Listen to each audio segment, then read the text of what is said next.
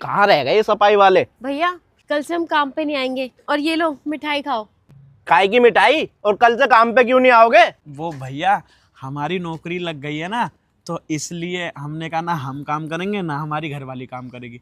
अब हम कल से दोनों काम पे नहीं आएंगे, यही बताने आए थे आपको। अरे तो जो ही मेरे पास कर रहे हो वो भी तो नौकरी है। नौकरी क्या तुम्हारी गवर्नमेंट लग गई? कहाँ किसके टॉयलेट धोने जा रहे हो? ये काम अच्छा नहीं है क्या? अरे मेरे को अब इतनी जल्दी कोई मिलेगा भी नहीं, पहले यहाँ पे काम करो। सरकारी नौकरी लगी है मेरे पति की, और अब कोई दिक्कत वाली बात नहीं है। अब हम आपके यहाँ काम नहीं कर पाएंगे। अरे सरकारी नौकरी मुझे पता कहाँ लगी होगी, चपरासी की नौकरी लगी होगी तुम्हारी, पानी पिलाने की। 30,000 रुपए सैलरी मिलती है, उसमें क्या ही हो जाएगा है? यहाँ पे कम से कम मेरी गाड़ी साफ कर रहे हो, दुनिया की गाड़ी साफ कर रहे हो। 35,000 तो यहाँ भी तुम दोनों कमा लेते होगे ना? अरे नहीं भैया। हाँ भैया ठीक कह रहे हैं आप, वही छोटी मोटी कोई नौकरी लगी है, पर इंसान जब अपनी कुछ स्थायी नौकरी हो जाती है ना, तो फिर वो चाहता नहीं है कि अपनी बीवी को काम करवाए।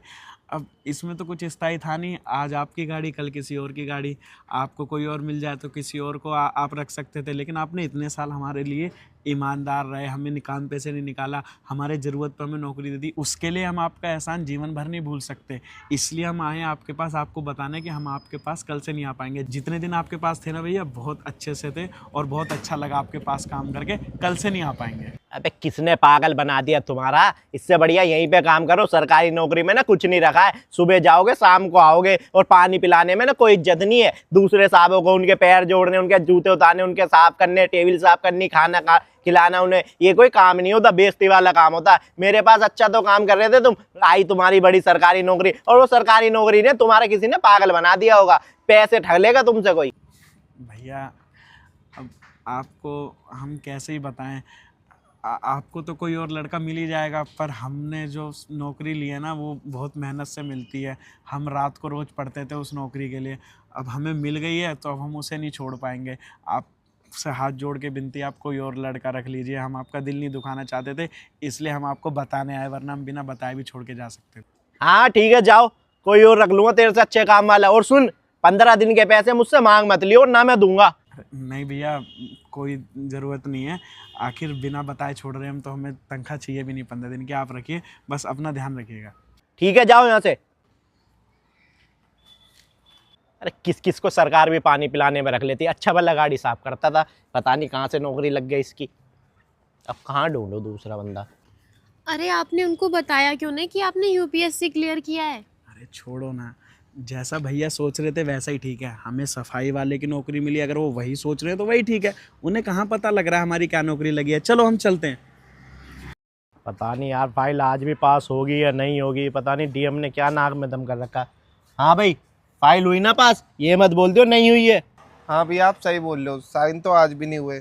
मैं उनके ऑफिस के बाहर कल से ही खड़ा था, लेकिन वो ऑफिस आए नहीं, इसलिए मैं साइन नहीं ले पाया उनसे। और भैया मैं बड़े मुश्किल से उनके सेक्रेटरी से मिला था, तो उन्होंने बोला कि वो तो बहुत बिजी है, आप एक काम करो 1-2 महीने बाद की अपॉइंटमेंट ले लो। अरे तू क्या करेगा? करना तो मुझे पड़ेगा ना सब कुछ। तुझे पता है अगर इस फाइल पे साइन नहीं हुए ना, पूरे 40 लाख रुपए का नुकसान है। मतलब कंपनी पूरी घाटे में चली जाएगी, यहाँ तक कि फैक्ट्री में ताला मारना पड़ेगा। और ये साइन कर क्यों नहीं रहा? क्या दिक्कत आ रही है इसको? और वैसे भी अगर साइन आज में नहीं हुए तो बहुत नुकसान हो जाएगा, 1 महीने हम नहीं रुक पाएंगे। कुछ और हल वल है तेरे पास तो वो बता। हल तो भैया मैंने निकाला है, मैंने ना उनके घर का पता कर लिया है, पर उनके घर जाना ठीक रहेगा कि नहीं वो मैं आपसे पूछने आया था। अरे इस टाइम पे ना सब सही है, कुछ गलत नहीं है। चल उसके घर पे ही चल के साइन करा लेते। अगर वैसे साइन नहीं करेगा तो क्या पता 10-20 लाख रुपए लेके साइन कर दे, और वैसे भी ऑफिस में थोड़ी है, घर पे है तो क्या पता पैसे ले ले। जी भैया चलिए। चल फिर। भैया यही बंगलो है उनका। क्या पता थोड़ी बहुत देर में बाहर आए, तो तू मेरे को बता दियो कौन से नियम है। ठीक है भैया। घर तो काफ़ी बड़ा है, डीएम को भी सरकार अच्छा खासा घर दे देती है ना। सोच रहा हूँ भैया मैं भी यूपीएससी कर ही लूँ। कर लो यार, अच्छी बात है पढ़ाई लिखाई में, क्योंकि ये गरीबों के काम तो है नहीं। थोड़े बहुत पैसे वाले होते हैं वही बनते हैं डीएम वीएम। गरीब का भी बन सकता है क्या? क्योंकि बहुत पैसा लगता है पढ़ाई लिखाई में। सही कह रहे हो भैया आप। वो वाला काम भी करवा ही देंगे ना, ठीक हो जाएगा सारा। अरे भैया आ गए डीएम सर। कौन डीएम? ये डीएम है? जी भैया यही है डीएम। तू पागल वागल है क्या? ये डीएम को पानी वानी पिलाता होगा। ये पहले मेरे पास ही तो गाड़ी पर कपड़ा मारता था, ये भी बोल रहा था मेरी सरकारी नौकरी लगी है। तो डीएम को जो पानी पिलाते हैं वो डीएम नहीं होते, डीएम अंदर बैठा होगा कहीं। अरे नहीं नहीं भैया, यही डीएम है, मैंने पता करा है, ये इनका नाम रोशन है ना, यही डीएम है। मतलब ये डीएम बना था? अबे यार। सर नमस्ते।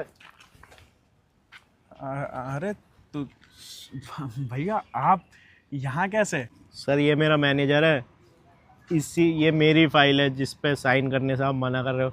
कोई दिक्कत है तो मेरे को बता दो, मैं क्लियर करवा दूंगा सारी दिक्कतें। लेकिन अगर इस पर साइन नहीं हुए ना तो मेरा 40 लाख रुपए का नुकसान हो जाएगा, और 40 लाख रुपए का नुकसान होने का मतलब मेरी फैक्ट्री बंद हो जाएगी। तो सर आप देख लेते एक बार। अरे कैसी बात कर रहे हो आप?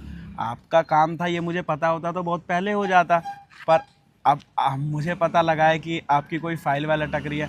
आप परेशान मत हो, आपकी फ़ाइल में जो भी दिक्कत है क्लियर करा दूंगा। आखिर हमने आपके पास इतने टाइम काम किया है, आपस में घर जैसी बात है हमारी।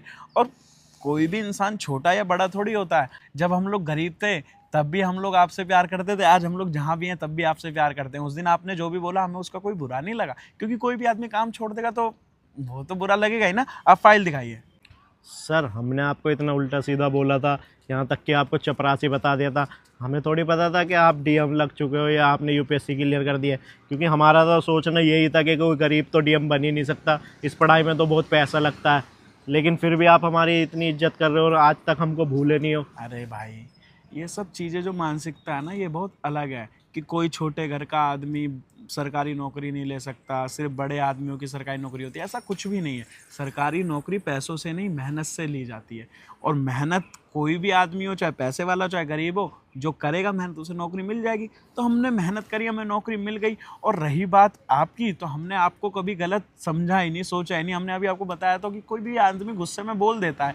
आखिर जब हमें ज़रूरत थी, हमें कोई काम नहीं दे रहा था, आपने हमें काम दिया, तो हम तो आपका एहसान जीवन भर नहीं बोलेंगे। ये आपकी फाइल का काम हो जाएगा, परेशान मत होइए। और किसी भी इंसान को ना हल्के में नहीं लेना चाहिए। कब किसका वक्त बदल जाए, कौन मेहनत करके कहाँ पहुँच जाए, पता नहीं लगता है। Sorry madam, sorry sir. अरे नहीं भैया, जाइए आप, ये काम करवा दूंगा।